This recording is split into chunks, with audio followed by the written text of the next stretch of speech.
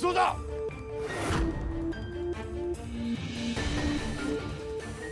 Yes sir. ऐसे काम होता है यहाँ पे? क्या ये सब? सॉरी सर, शायद से बिल्ली होगी सर। मैं अभी Get it clean.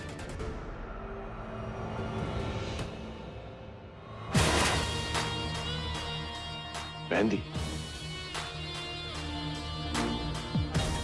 किसी के मेहंदी वाले हाथों ने यहां पे कुछ ढूंढने की कोशिश की है, लेकिन किसके?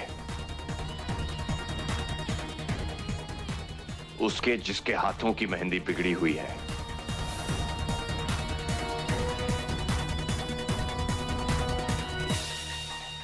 बॉस, रिद्धिमा अंदर बाकी लोगों के साथ डांस कर रही है। हम उसे बाहर ढूंढ रहे थे। ये लड़की जो दिखा रही है वो सिर्फ एक इल्यूजन है। अगर मेरा शक सही निकला ना तो सायोनारा मिस रिद्धिमा। माता रानी, बड़ी ही उलझन है। यदि मैंने मुखिया के विरुद्ध पंचायत बुलाई तो वो नरेंद्र को उसका दंड देगा, और आज जो मैंने उसकी अवस्था देखी उसके बाद मैं कुछ ऐसा नहीं कर सकती जिससे उसे और यातना मिले।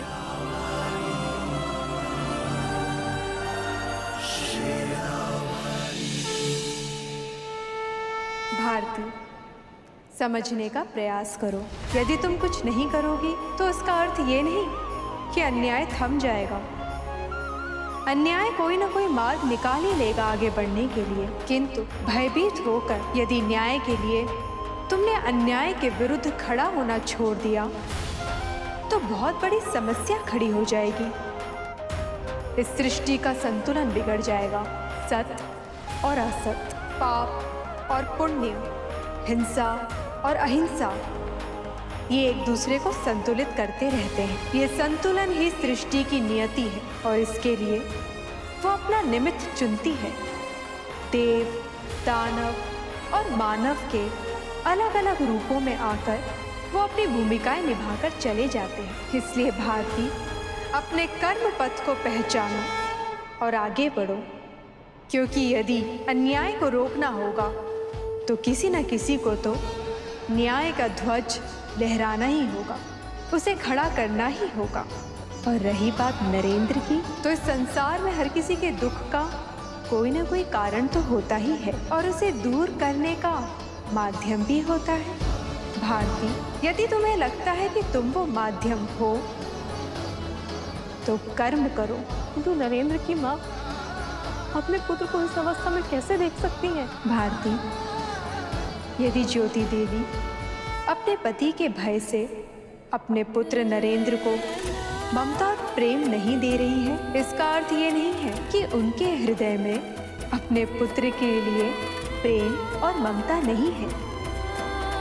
क्योंकि यदि ममता नहीं होगी तो माँ का अस्तित्व कैसे होगा? ममता है तो माँ है।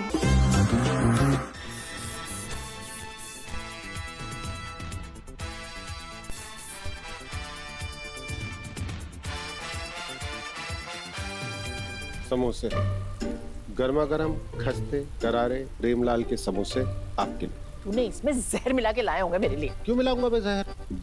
मेरी आपसे कोई दुश्मनी है क्या? मैंने आपको घर से निकाला? नहीं, मैंने तो नहीं निकाला। आपकी बेटी आपको जबरदस्ती वहां से खींच के लेकर आ गई। मेरे घर में कोई ऐसा नहीं रह गया जो मेरे सर पे प्यार से हाथ फेरे जैसे एक माँ फेरती है। मैं हूं ना, ये माँ हमेशा तेरे सर पर हाथ फेरेगी। ऐसा नहीं हो पाएगा मम्मी, ऐसा बिल्कुल नहीं हो पाएगा। आपकी बेटी फिर आपको आपके बेटे से दूर कहीं ले जाएगी, एक घर से दूसरे घर, दूसरे से तीसरे, तीसरे से चौथे, चौथे से पांचवे। मेरे ख्याल से तो आपको आवाज उठा लेनी चाहिए। बहुत नाइंसाफी है मम्मी। तू देख लेना, इस बार ऐसा हरगिज नहीं होगा। माँ,